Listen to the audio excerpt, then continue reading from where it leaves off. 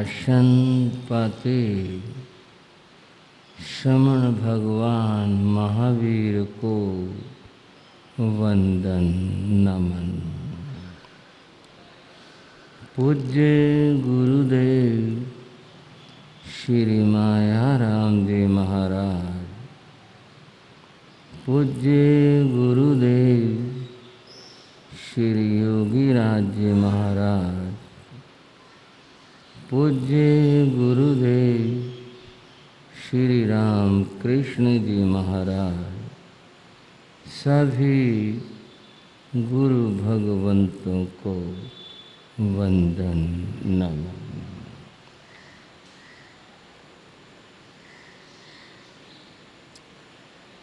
श्रद्धाशील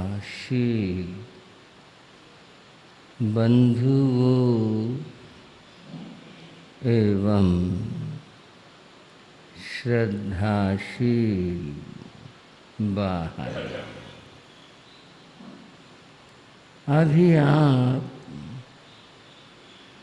हमारे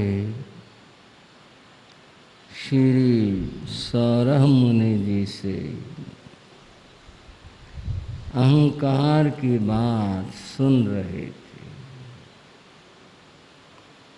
अहंकार आत्मा के लिए कितना भारी है, और यह है संसार समुद्र में आत्मा को डुबो देता है। इस अहंकार के कारण तीर्थंकर महावीर प्रभु ने पूर्व जन्मों में किस प्रकार के कष्ट पाए और कैसे संसार में भटकना पड़ा, ये सब आप बड़ा सुंदर सौरभ मुनि जी से सुन रहे थे। मैं आपके सामने श्री भगवती सूत्र की चर्चा कर रहा था। भगवती सूत्र में एक बड़ा अद्भुत और विलक्षण प्रसंग आया, और प्रसंग वह यह था कि जब ऋषभदत्त और देवानंदा यह युगल दंपति महावीर प्रभु के दर्शन करने आया। वृत्तांत आपने सभी सुना, कैसे देवानंदा के मन में भाव आए और भगवान को देख करके कैसे उनके मन में ममता मातृत्व जागृत हुआ, और वे कितनी भाव विह्वल हो गए। बंधुओं, यह एक प्रसंग घटना है, पर इसमें बात बहुत समझने की है। समझने की यह है कि माँ की ममता और माँ का महत्व। ममता तो देवानंदा के चरित्र से प्रकट होती है। और महत्व इस बात से प्रकट होता है कि जब भगवान ने गौतम स्वामी को बताया, ऐसा माया ये मेरी माँ है। तीर्थंकर ने जिसका परिचय दिया, उस माँ का महत्व क्या हो सकता है, क्या होगा, हम विचार कर सकते। बंधुओं, पहले हम थोड़ी सी माँ की ममता की बात करेंगे। आप ये न समझना कि ये कुछ विषय सब्जेक्ट हैं और ये बस उठा उठा कर यही सुनाते हैं। ये एक और बात है। शास्त्र में जो कहा उसकी बात और महत्ता कुछ और ही होती है, अलग होती है। बंधुओं, एक शब्द है आप्त, और उससे शब्द बनते हैं आप्त पुरुष, आप्त वाणी। आप्त पुरुष का अर्थ है प्रामाणिक व्यक्ति। भाइयों, इसका अर्थ है प्रामाणिक व्यक्ति। प्रामाणिक वह है जो वो कहे वो सत्य होगा, तो प्रामाणिक है। अगर उसमें किसी प्रकार का छल, छिद्र, असत्य, कोई और ऐसा भाव उसमें आ गया तो प्रामाणिक नहीं होगा। उनकी जो वाणी है, आप्त पुरुषों की वाणी, वो प्रामाणिक होती है। जो वो कहते हैं वो सत्य होता है। भगवती सूत्र में ही दूसरी जगह पर आया, किम दुप्पड़ियारम, ऐसा कौन है, ऐसा क्या है जिसके उपकार का बदला न चुकाया जा सके। भाइयों बहनों, मैं शास्त्र की बात बता रहा हूं आपको। ऐसा कौन है जिसके उपकार का बदला न दिया जा सके न चुकाया जा सके। उसमें सबसे पहले माता पिता का नाम आया। इनका बदला चुकाया नहीं जा सकता, उतारा नहीं जा सकता। अब ये वचन आप्त वचन है, आप्त वाणी है, शास्त्र का वचन है।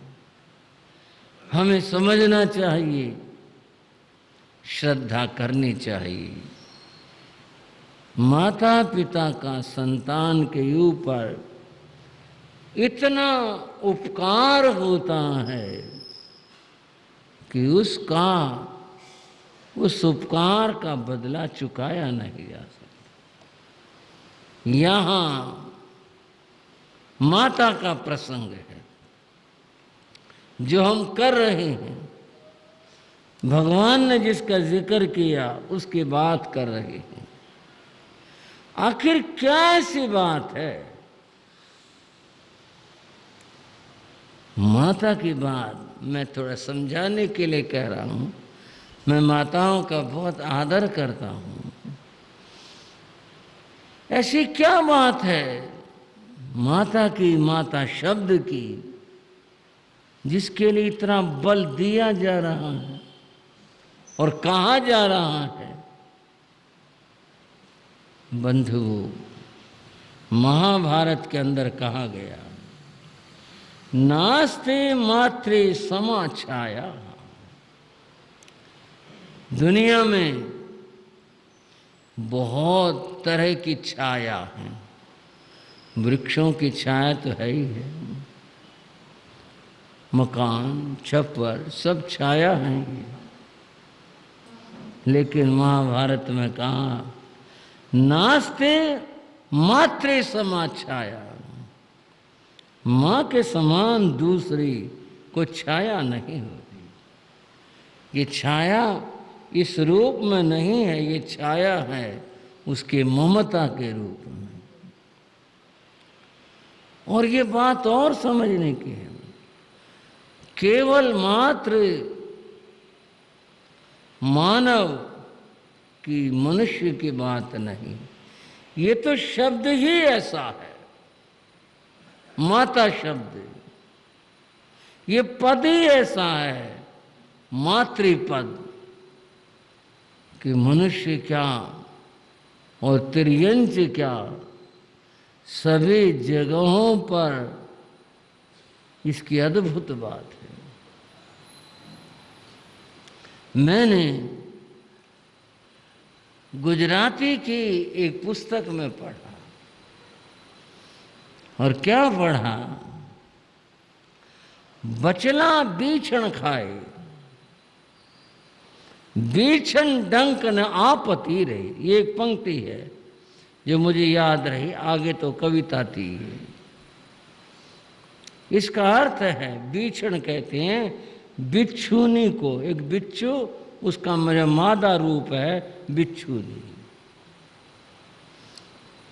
वह बच्चों को जन्म देती है। सारे प्राणियों के पालने के, जीवों के पालने के ढंग अलग अलग हैं, विचित्र विचित्र हैं। अब जो पढ़ने वाले हैं उनकी तो बात अलग है, बाकी गृहस्थों को इन सब से कहाँ फुर्सत है? अपने काम काज से फुर्सत हो तो ये सब पढ़ें, कहाँ इस बात का ख्याल है? पर फिर भी सुनाने वाले, बताने वाले तो पढ़ कर रखते ही हैं। जो मादा बिच्छू है बच्चों को जन्म देती है, और मैं ये बता रहा था सबके पालने के ढंग अलग अलग है, कोई कैसे, कोई कैसे, कोई कैसे। मादा बिच्छू बच्चों को जन्म देने के बाद वह उल्टी होकर लेट जाती है और उनको अपने सीने पर रख लेती है, और जो उसके पांव होते हैं ना उनसे दबा लेती है, कोई इधर उधर ना हो जाए। दबाने का मतलब को जैसे अपने हाथों में दबोच के रखती है। उसके गर्मी से वो बढ़ते हैं, और जब वो खाने की स्थिति में आते हैं तो वे अपनी माँ को नोच नोच कर खाना शुरू कर देते हैं। बचलाम बीछण खाए, बच्चे अपने माता बिच्छूनी को खाते हैं। तो क्या विचित्र बात है। और वो उनको नीचे नहीं गिराती। भला चूंट कर खाना चाहिए, कोई भी जीव हो उसको इस तरह से खाना, कितनी पीड़ा होती होगी। पीड़ा तो सबको ही होती है। वे बच्चे चूंट चूंट कर उसे खाते हैं और खा जाते हैं, वो मर जाती है, परंतु बच्चों को अपने ऊपर से गिराते नहीं है। उसके पास डंक भी है, चाहे तो मार दे तो खत्म हो जाए। बीछण डंक ने आपत्ति रहे, मादा बिच्छू को डंक नहीं मारती, सहन करती रहती है, और बच्चे उसे खाते रहते हैं। वो मर जाती है और फिर वो बड़े हो जाते हैं, फिर अपने इधर उधर निकल जाते हैं। फिर वो जीवो मरो तो आगे उनके अपने जीवन की बात रही, परंतु उनके पलने और बड़े होने का ये तरीका है ना। आश्चर्य की बात बताओ, कैसे कैसा संसार है। और फिर उस माँ की बात करें, माँ तो है ही वो, चाहे वह है उस मादा बिच्छू के रूप में है, माँ तो है। उस माँ की इतनी हिम्मत कुछ नहीं कहती हो। और सारे यूं ही होता है, ये जाति इसी तरह से पलती है, इसके बच्चे ऐसे ही बड़े होते हैं और वो अपने माँ को खा जाते हैं। बताओ भाइयों, जो बात थी ना, वैसे माँ की क्या बात है जिसका जिक्र होता रहता है, जिसकी चर्चा होती रहती है और जिसके लिए प्रशंसाएं करते रहते हैं, उसका ये कारण है कि माँ के अंदर इतनी ममता अपने बच्चों के लिए होती है कि वह अपने प्राण ही दे देती है। हम आप सभी भक्तामर स्तोत्र पढ़ते हैं, भगवान ऋषभ देव की स्तुति है भक्तामर स्तोत्र, आचार्य मानतुंग की रचना है। उस भक्तामर स्तोत्र में आता है, प्रत्यात्म वीर्यम अविचारे मृगी मृगेन्द्रम ना भेद किम निशिशो परिपालनार्थम। जंगल में हिरणे, ये पशु हिरण हिरणी रहते हैं, मृगी हिरणी बच्चे को जन्म देती है, पालती है।